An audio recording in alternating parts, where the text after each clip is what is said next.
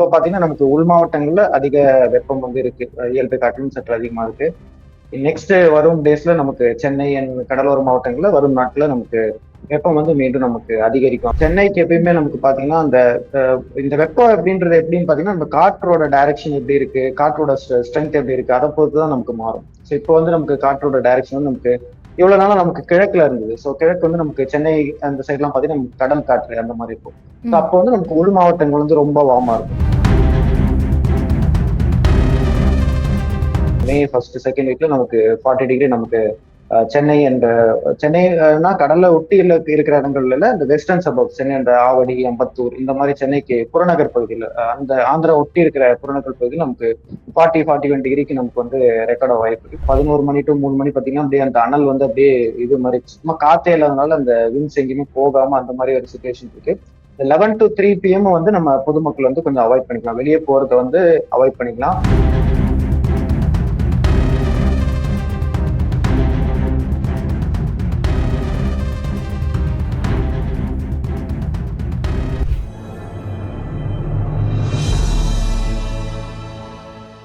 Tamil media நேயர்களுக்கு வணக்கம். இன்னைக்கு நம்ம யார் கூட இருக்கோம் பார்த்தீங்க அப்படின்னா, வானிலை ஆராய்ச்சி ஆய்வாளர் அஜித்குமார் அவர்கள். வணக்கம் சார்.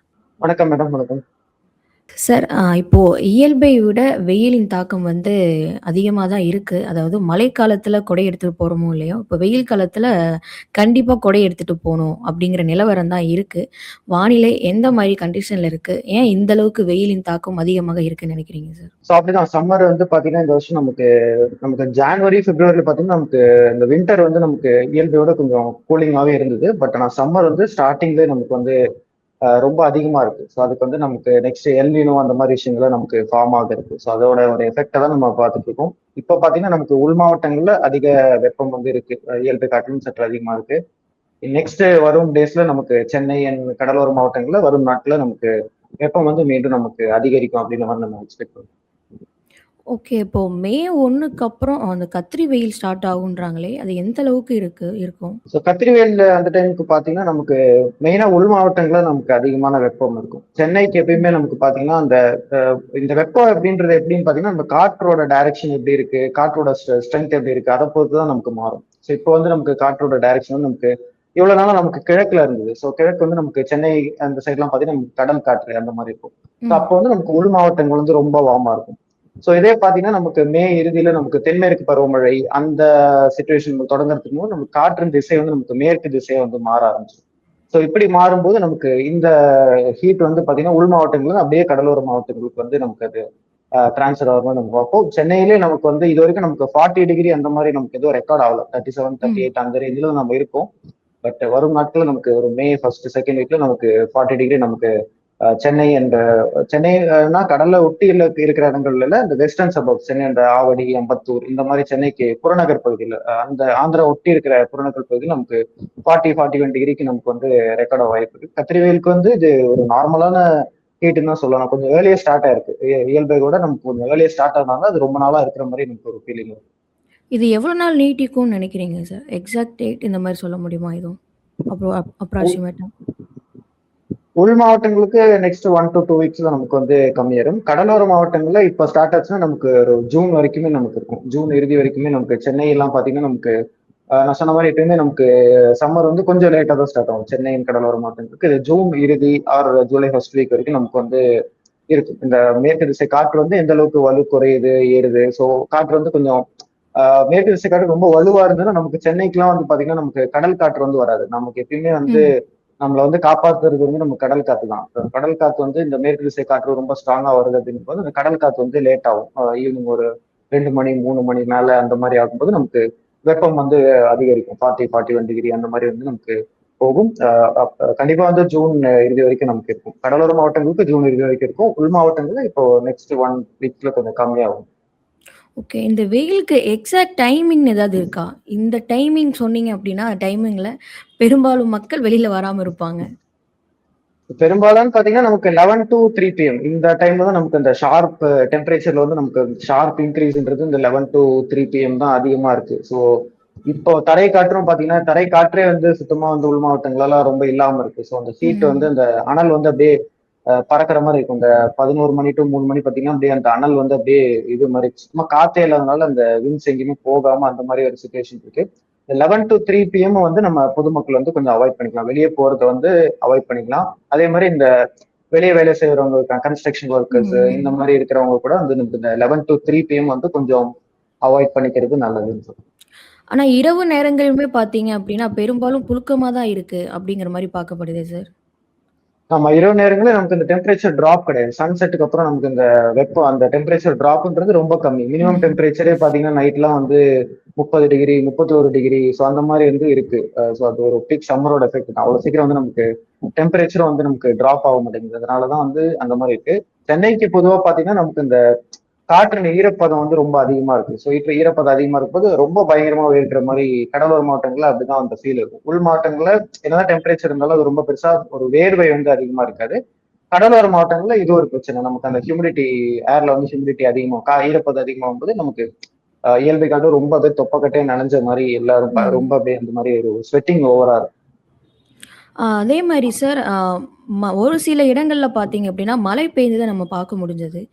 இங்க சென்னையில பார்த்தீங்க அப்டின்னா, மழை வருவதற்கான வாய்ப்பு ஏதாவது இருக்கிறதா?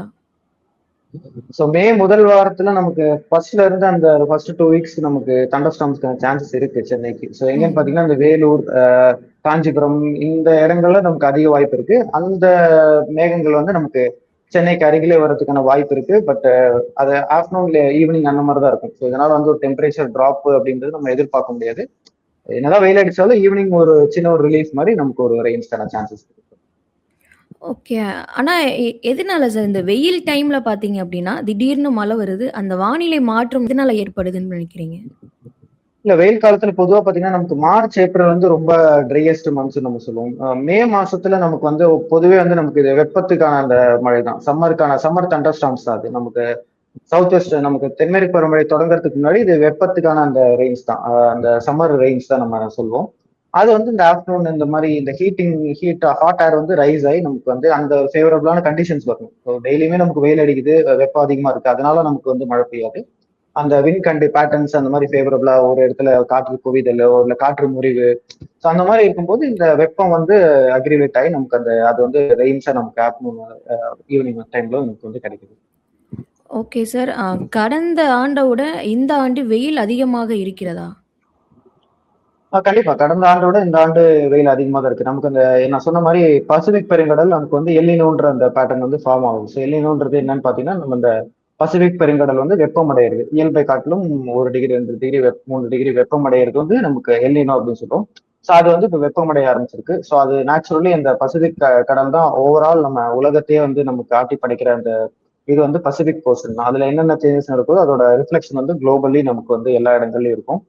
பொதுவாக 2026 பாத்தீங்கன்னா 2027 இன்னும் வார்மா இருக்கும். ஸோ இன்னைக்கு நம்ம பாக்குற டெம்பரேச்சரோட 2 3 டிகிரி எக்ஸ்ட்ரா இருக்கும். அடுத்த வருஷம் சம்மர் வந்து இன்னும் ரொம்ப ஹார்ஷ் அண்ட் ப்ரூட்டலா வந்து கண்டிப்பா இருக்கும். So okay next sir. இந்த வந்து பீக் வந்து ஜூன் ஜூலை அந்த டைம்ல தான் போகும். ஸோ இதோட எஃபெக்ட் வந்து நம்ம நெக்ஸ்ட் இயர் தான் இன்னும் சம்மர் ரொம்ப அதிகமா இருக்கும். ஓ! இந்த இயர விட நெக்ஸ்ட் இயர் இன்னும் அதிகமா இருக்கும்னு சொல்றீங்களா? ஆமா, நெக்ஸ்ட் 27ஓட சம்மர் வந்து இன்னும் அதிகமா இருக்கும். ஸோ கடந்து இப்போ நீங்க லாஸ்ட் பாத்தீங்கன்னா 2024 நமக்கு ஒரு எல்லினோ வந்தது. இந்த ம். அளவுக்கு இப்போ நம்ம எக்ஸ்பெக்ட் பண்ற அளவுக்கு ஸ்ட்ராங் எல்லினோ கிடையாது. பட் இருந்தாலும் நமக்கு ஈரோடு எல்லாம் பாத்தீங்கன்னா 43 டிகிரி எல்லாம் போச்சு. ஸோ அந்த எல்லினோ ம். முடியிற டைம்ல டிகேயிங் ஃபேஸ்ல வந்து நமக்கு ஸ்ட்ராங்கா இருக்கும், ஹீட் வந்து ரொம்ப அதிகமா இருக்கும். 27 தான் இன்னும் வந்து ஹாட்டா இருக்கும்.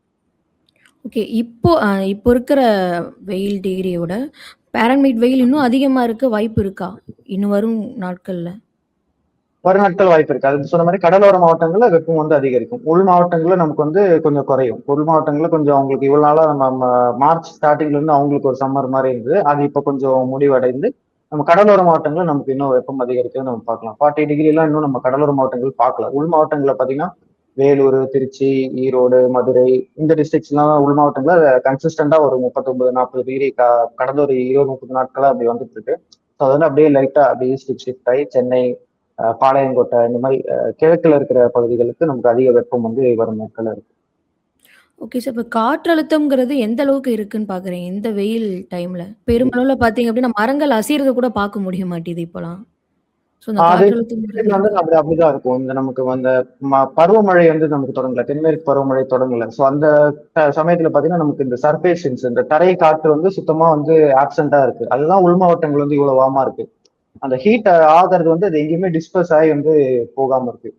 ஸோ நமக்கு வந்து எவ்வளவு பரவாயில்ல. நமக்கு வட இந்தியா பாத்தீங்கன்னா 47 48 டிகிரி எல்லாம் போயிட்டு இருக்கு. உத்தரப்பிரதேஷ் வந்து ம். 47 47 டிகிரி, ராஜஸ்தான்லாம் 47 48 டிகிரிஸ் போயிட்டு இருக்கு. அங்கேயுமே பாத்தீங்கன்னா இந்த தரை காற்று வந்து நமக்கு சுத்தமா இல்ல. தரை காற்றோட ஸ்பீடு வந்து பாத்தீங்கன்னா 2 3 கிலோமீட்டர் 4 கிலோமீட்டர் இவ்வளவுதான் இருக்கும். ஸோ அந்த ஹீட் வந்து எங்கேயுமே வந்து அந்த அப்படியே ட்ராப்பா இருக்கு. அது எங்கேயுமே அது டிஸ்பர்ஸ் ஆகி போக முடியாத மாதிரி ஒரு சுச்சுவேஷன் இருக்கு. அது இந்த டைமுக்கு வந்து காமன் தான். இந்த டைம்ல வந்து நமக்கு தரை காற்றே வந்து பொதுவா இருக்காது. ரொம்ப கம்மியா தான் இருக்கும். ஓகே. நம்ம தமிழ்நாட்டுல எந்த இடங்கள்லாம் அதிகமான வெயில் அப்படின்னு சொல்லப்படுது சார்? அதிகமா பாத்தீங்கன்னா நமக்கு வேலூர் கன்சிஸ்டன்டா 40 42 41 42 அந்த ரேஞ்சுக்கு வந்து வேலூர் ரொம்ப அதிகமா இருக்கு. அதே மாதிரி மதுரை அதிகமா இருக்கு, திருச்சி அதிகமா இருக்கு, ஈரோடு அதிகமா இருக்கு. கோயம்புத்தூர் கூட வந்து இந்த ஸ்டாண்டர்ட்ஸ் வந்து 40 வரலனாலும் 38 39ன்றதே ரொம்ப அதிகம் தான். கோயம்புத்தூர் வந்து அதிகமா தான் இருக்கு. அந்த மாதிரி நிறைய மாவட்டங்கள் நம்ம சொல்லலாம். உள் மாவட்டங்கள்ல எல்லாமே வந்து ரொம்ப அதிகமா தான் இருக்கு. 38 39 40 அந்த ரேஞ்சிலே தான் இருக்கு. ஸோ அதுல பெரிய ஒரு டிஃபரன்ஸ் இல்லை. ரொம்ப நாளா 10 20 நாளாவே இதே மாதிரி தான் வந்து. Okay sir. ஓரிரு இடத்துல மழை பெய்ந்தத பார்க்க முடிஞ்சது. இங்க சென்னையில வர்றதுக்கு வாய்ப்பு ஏதாவது இருக்கா? சென்னையில வானிலை வந்து நமக்கு அதான் மாற்றம். கண்டிப்பா மே முதல் வாரத்துல நமக்கு வந்து வாய்ப்பு இருக்கு. சென்னையோட புறநகர் பகுதிகளில் அதிக வாய்ப்பு இருக்கு. வெஸ்டர்ன் சபப்ஸ்ல வந்து நமக்கு அதிகமான வாய்ப்பு இருக்கு. சிட்டி வந்து நம்ம பொறுத்திருந்து தான் பார்க்கணும். அது வந்து ஒரு 7 மணி 8 மணி அந்த மாதிரி டைம்ல அந்த மேகங்கள் வந்து நம்மளை நோக்கி நகருதா, அந்த டைம்ல வந்து காற்றினுடைய டைரக்ஷன் எப்படி இருக்கு, இந்த மிட் லெவல் விண்ட்ஸ் வந்து ஸ்டியரிங் அப்படின்னு சொல்லுவோம். இந்த மேகத்தை வந்து தள்ளி கொண்டு வர அந்த காற்று வந்து சாதகமா இருக்கும் பட்சத்துல நமக்கு வந்து சிட்டிக்கான சான்சஸ் இருக்கு. பட் புறநகர் பகுதிகளில் நமக்கு மழைக்கான வாய்ப்பு இருக்கு. மே முதல் வாரத்துல வாய்ப்பு இருக்கு. ஓகே. மற்ற இடங்கள்ல சென்னைய தவிர மற்ற இடங்களுக்கு ஏதாவது இருக்கா சார்? மற்ற இடங்கள் பாத்தீங்கன்னா பொதுவா ட்ரையா புறநகர் தான் இருக்கும். பக்கம்.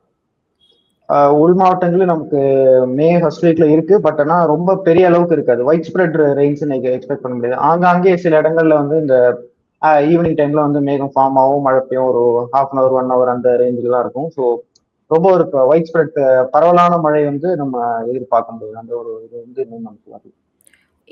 இந்த வெயில் வந்து அடுத்த மழைக்காலத்திற்கு பார்த்தீங்க அப்படின்னா, அதிகமான மழை வரும். ஸோ ஃப்ளட் வர அந்த மாரி ஏதாவது வாய்ப்பு இருக்கா?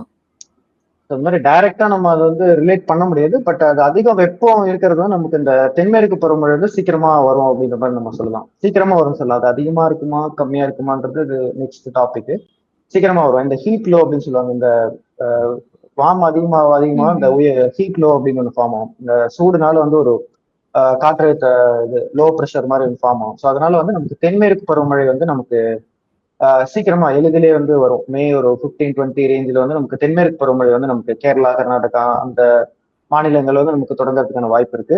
இந்த வருஷம் வடகிழக்கு பருவமழையும் பாத்தீங்கன்னா நமக்கு நல்லா இருக்கும் அப்படின்ற மாதிரி நம்ம எக்ஸ்பெக்ட் பண்றோம். எல்லினோ ஆண்டு நமக்கு 2015 நம்ம எல்லினோ பார்த்தோம். சென்னையை வந்து புரட்டி போட்ட ஒரு இயர். வெள்ளம் வந்து ம். பயங்கரமான எஃபெக்ட் இருந்தது.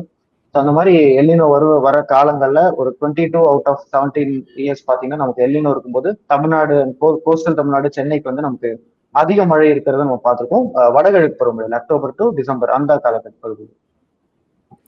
ஓகே. இப்ப எதனால சார் கடந்த ஆண்டோட இந்த ஆண்டு ஏன் இந்த அளவுக்கு வெயில் இருக்குன்னு நினைக்கிறீங்க? ஏன்னா அது இதுக்கு அடுத்த வரும் ஆண்டுகளும் அதிகமா தான் இருக்குன்னு சொல்றீங்க. அது எதன் ஆமா, அதுக்கு அடிப்படையில? ரீசன் வந்து இதுதான். அந்த எல்னினோ இந்த மாதிரி காரணிகள் தான். ஸோ பசிபிக் கடல் வந்து வார்ம் ஆகும்போது அந்த ஒரு ஹீட்டோட எஃபெக்ட் தான் நம்ம பாக்குறோம். சப்ரஷன் வந்து நம்ம மேல இருக்கு. ஸோ அந்த ஒரு இடத்துல வந்து ரைசிங்கா இருந்ததுன்னா ஒரு இடத்துல வந்து சிங்கிங்கா ஓவர் இருக்கும். அது வந்து பொல்யூஷன்னாலயும் சொல்ல வரீங்களா? அதுவும் இருக்கு. கண்டிப்பா நீங்க சென்னை போன்ற பகுதிகளில் பாத்தீங்கன்னா நமக்கு இந்த அர்பன் ஹீட் ஐலண்ட் அப்படின்னு நம்ம சொல்லுவோம். இந்த கான்கிரீட் ம். ஸ்ட்ரக்சர் பில்டிங்ஸ் எல்லாம் ரொம்ப அதிகமா இருக்கும். ம். மரங்கள் எங்கெங்க கம்மியா இருக்கோ அங்க வந்து பாத்தீங்கன்னா நமக்கு இயல்பை காட்டிலும் 2 3 டிகிரி அதிகமா இருக்கிற மாதிரி நம்ம வந்து ஃபீல் பண்ணுவோம். ஸோ நகர பகுதிகளில் அது காமனா இருக்கிறது. அந்த ஹீட்டும் வந்து அவ்வளவு சீக்கிரம் வந்து வெளியே போகாது. ஸோ நைட் டைம்ல நீங்க தான் கேட்டீங்க, நைட் டைம்லயும் வந்து ரொம்ப வார்மா ம். இருக்கிற மாதிரி இருக்குன்னு கேட்டீங்கல்ல. அதுக்கு ரீசன் இதான். நம்ம கான்கிரீட் ஸ்ட்ரக்சர் பில்டிங்ஸ் ரொம்ப அதிகமா இருக்கு. ஸோ அதனால இந்த ஹீட் வந்து டே டைம்ல அது ஹீட் ஆச்சுன்னா திரும்ப அது வந்து மேல வந்து போகிறதுக்கு ரொம்ப கஷ்டமான ஒரு இது. ஸோ அது மாதிரி அதனாலதான் இந்த மாதிரி ஒரு வார்மா இருக்கு. ஓகே. போன வருடம் மழையினால பெருமளவுல பாதிப்பு ஏற்படல. இந்த முறை வாய்ப்பு ஏதாவது இருக்கா? ஃப்ளட் வர அளவுக்கு இருக்குமா? இந்த வருஷம் பாத்தீங்கன்னா தென்மேற்கு பருவமழை பாத்தீங்கன்னா கொஞ்சம் இயல்பை காட்டிலும் கம்மியா இருக்கு அப்படின்ற மாதிரி தான் நம்ம எக்ஸ்பெக்ட் பண்றோம். இந்த எல்லினோன்ற காரணி ம். வர்றதுனால. பட் அதுக்கு ஆப்போசிட்டா பாசிட்டிவ் ஐஓடின்னு ஒன்று ஃபார்ம் ஆகுது. நம்ம அரபிக்கடல்ல வந்து ஐஓடி அப்படின்னு சொல்லுவாங்க. அரபிக்கடல் வந்து வார்ம் ஆகும். ஸோ அதை வந்து நம்ம அந்த எல்லினோட எஃபெக்ட் வந்து இது வந்து கேன்சல் அவுட் பண்ற மாதிரி இங்க ஃபார்ம் ஆகும். So அது இருக்கனால தென்மேற்கு பருவமழை வந்து இயல்பை காட்டிலும் கொஞ்சம் கம்மியா இருக்கும். பட் வடகிழக்கு பருவமழை நல்லா இருக்கும். சென்னை போன்ற பகுதிகளுக்கு நமக்கு வடகிழக்கு பருவமழை தான் நம்ம அதிகமா மழை கொடுக்குது. வடகிழக்கு பருவமழை இயல்பை காட்டிலும் வந்து அதிக மழை கொடுக்கறதுக்கான வாய்ப்பு இருக்கு. அந்த மாதிரி தான் நமக்கு இப்போ சாதகமான ஒரு சூழல் வந்து நம்ம பார்க்க முடியும். Okay sir. பெரும்பாலும் நீங்க சொன்ன மாரி சிட்டி இடத்துல தான் பார்த்தீங்க அப்டின்னா, வெயில் தாக்கம் அதிகமா இருக்கும். கிராமப்புறங்கள்ல இருக்கும், அந்த அளவுக்கு இருக்கும். ஆனா இந்த முறை பார்த்தீங்க அப்டின்னா, கிராமப்புறங்கள்ல நீங்க சொன்ன மாரி சட்டையெல்லாம் வேர்த்து ஊத்திய அளவுக்கு வெயில் அடிச்சிட்டு இருக்கு. ஸோ கிராமப்புறங்கள்லயும் இருக்கிறதுக்கான ரீசன் என்னவாக இருக்கும்? அங்க பெருமளவுல பொல்யூஷன் இந்த மாரி இருக்காது இல்லையா? பொல்யூஷன்றது கிடையாது. பட் ஆனா தரை காற்று சுத்தமா இல்ல. சொன்ன மாதிரி ஓ! சர்ஃபேஸ் சென்ஸ் வந்து ரொம்ப முக்கியம். தரை காற்று வந்து எந்த பகுதியில இருந்து எந்த பகுதிக்கு வீசுது. அது கொஞ்சம் ஸ்ட்ராங்கா இருந்ததுன்னா இந்த ஹீட் வந்து ரொம்ப நேரம் அந்த ப்ரொலாங்டா இருக்காது. ஒரு 40, 42 டிகிரி அடிக்குதுன்னா அந்த அனல் வந்து சீக்கிரமா பாஸ் ஆகி வந்து அடுத்து அந்த காற்று எங்க போதோ அந்த திசைக்கு வந்து அது போயிடும். அந்த மாதிரி தரை காற்று வந்து சுத்தமா வந்து இல்ல. அது இந்த பீரியட்ல வந்து அப்படிதான் இருக்கும். இந்த தரை காற்று வந்து ரொம்ப ரொம்ப கம்மியா தான் இருக்கும். அதனாலதான் நமக்கு இன்டீரியர்ஸ் எந்த கிராமப்புற பகுதியா இருந்தாலும் நமக்கு வந்து அதிகமா இருக்கிற மாதிரி பார்க்கிறோம். அது மாதிரி மரம் வந்து ரொம்ப கம்மியாயிருச்சு. நமக்கு ரோடு, ஹைவே அது இதுன்னு வந்து நமக்கு மரம் வந்து ரொம்ப கிரீன் கவரே ரொம்ப வருஷம் வருஷம் வருஷம் கம்மியாயிட்டே வருது. அதுவும் இதுக்கு மெயின் ரீசன் நம்ம சொல்லலாம். Okay sir. மாலை காலை 11 மணி முதல் ஈவினிங் 3 மணி வரையும் பார்த்தீங்க அப்டின்னா, வெயில் சுட்டெரிக்குன்னு சொல்லியிருக்கீங்க. அது மட்டும் இல்லாம மே ஃபர்ஸ்ட் வீக் மழை வருவதற்கான வாய்ப்பு இருக்குன்னு சொல்லியிருக்கீங்க. பல்வேறு தகவல ஷேர் பண்ணியிருக்கீங்க எங்கள் நேயர்களுக்கு. மிக்க நன்றி சார். தொடர்ந்து பேசுவோம். Thank you madam. தேங்க்யூ.